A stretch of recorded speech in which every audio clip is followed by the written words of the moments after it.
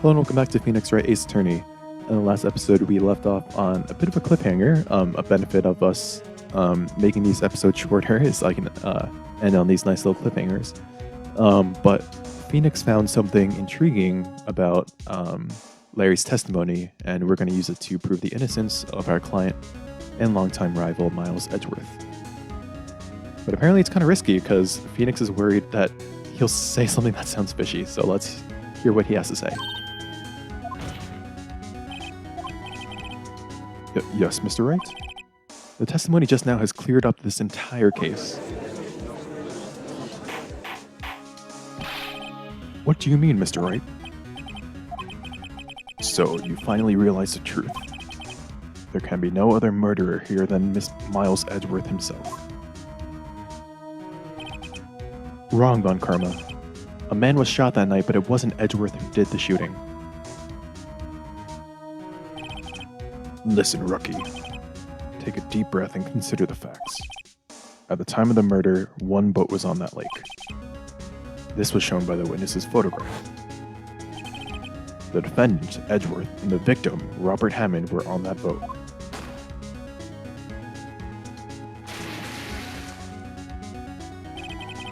There was a gunshot fired on that boat, and Robert Hammond fell into the lake. The distance of the shooting was 1 meter. It couldn't have been suicide. Well, the guilty party has to be the other man on that boat. I admit it is hard to imagine any other possibility.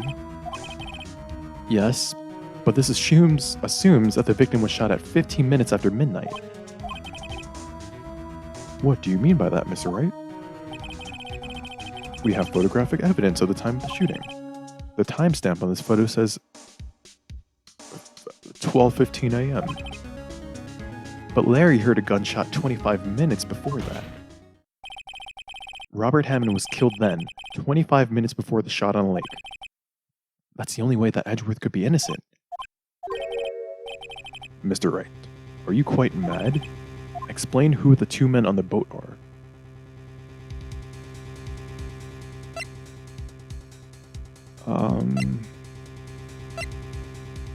Okay, so we know, or according to our testimony,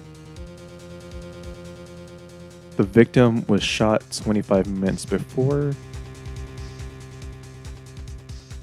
I don't know what that means for us.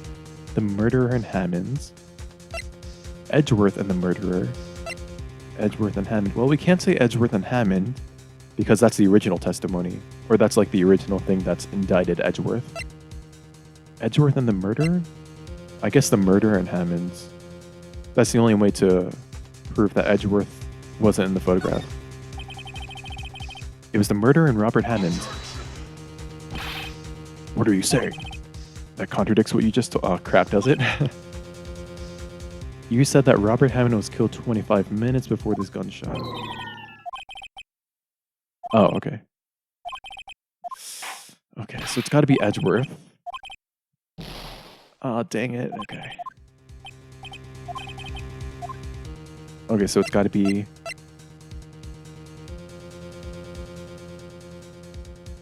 Edgeworth and the murderer, I guess. Of course, it was Edgeworth and the murderer.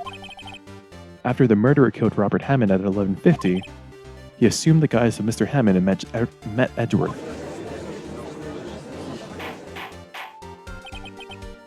What? Are you serious? Yes.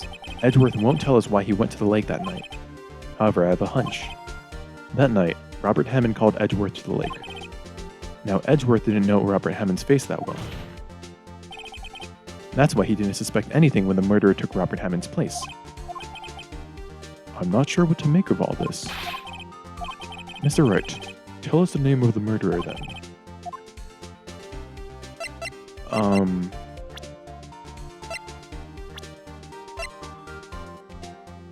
Well, it's got to be the old caretaker. But I guess we gotta say I don't know. Actually, I don't know the murderer's name. What, you don't know? Ah, again, you waste my time. Yes, okay, that's what I thought. I don't know because he never told us. The murderer is the caretaker of the boat shop, that old man. At 11:50, he was the one who killed Robert Hammond. The caretaker of the boat shop? But where did he do this? There weren't any boats on the lake then. Why would he have to go all the way out on the lake just to shoot someone? May I suggest that the real scene of this crime was not on the boat? Well then, where did the murder take place? Oh, I hate these maps where we have to point to something. I guess it's got to be by the shack then. Here, of course, the boat shop where he lives. That way he can meet with the victim without anyone seeing. Do you have proof that the boat shop was the scene of the crime? Recall Larry's testimony, if you will.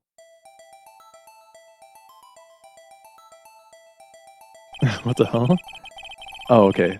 That night he was out on the lake in a boat, searching for something. He finds it and returns to the boat. Then, just as he's starting to head home, he hears a gunshot. He heard a gunshot, Your Honor, even though he was wearing headphones at the time. In other words, the gunshot was very, very close by. And where would he be if he had just returned to boat? The boat shop. Ah, okay. Mr. Wright, what happened that night on Gourd Lake? Please tell the court from the beginning. Yes, Your Honor. Nick, are you sure about this? Not really, but if I think if I start at the very beginning and I take it slow, I might just be able to figure this out. Alright. Oh, the classic music's back. That night, the caretaker of the boat shop called Robert Hammond to his shop.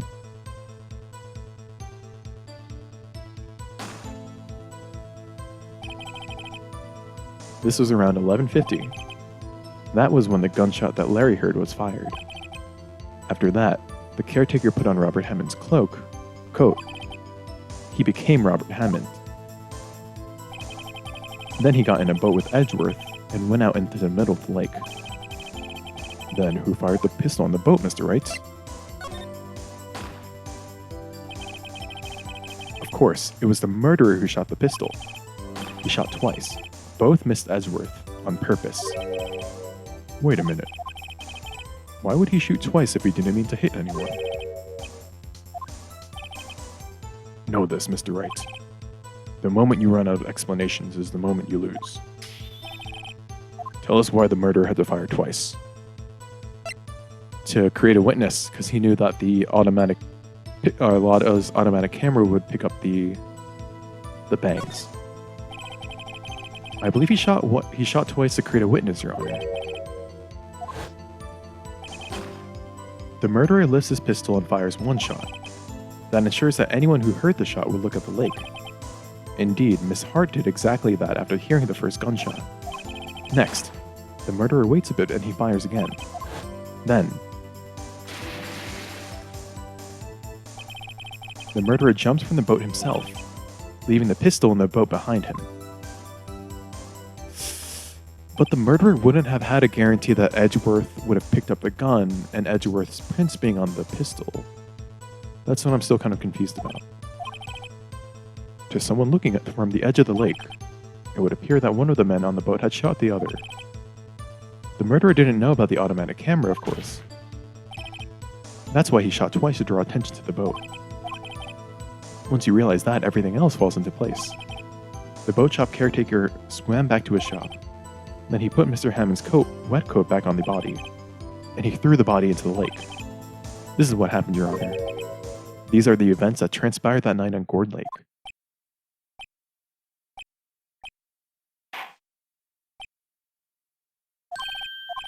Bailiff, bring out the witness from before. The boat shop caretaker, quickly.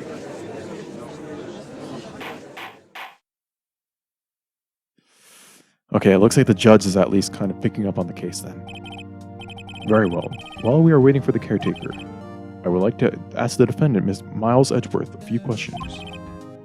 Mr. Edgeworth, please take the stand.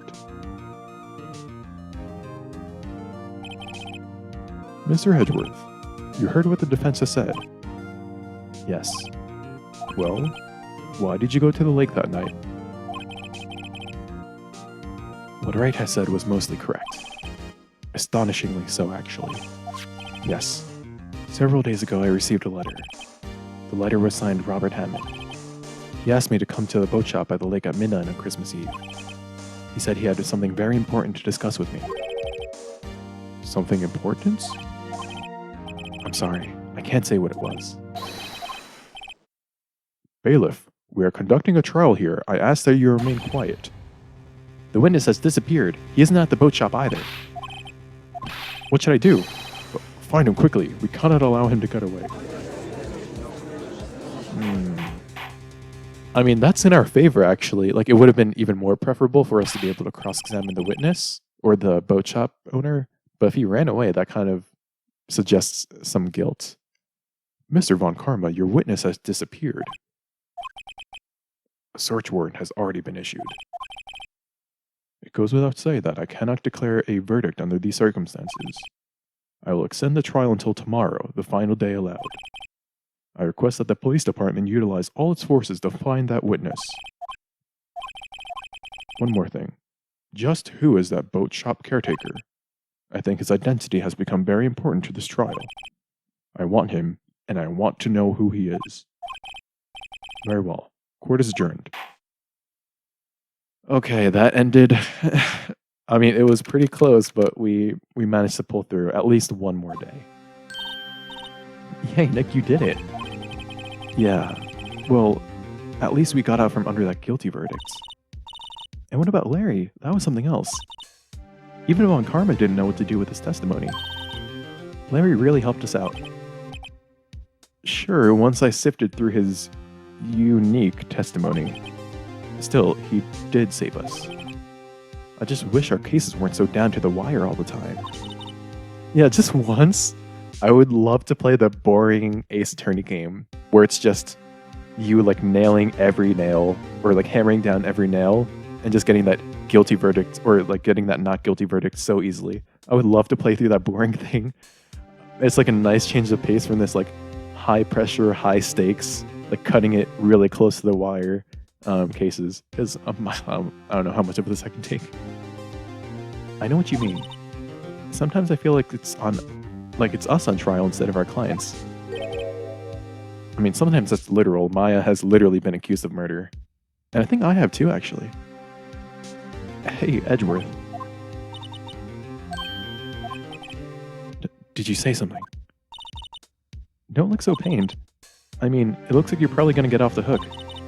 You could try to smile just a little. Relax. I'm sorry, but I fear it's not over for me yet.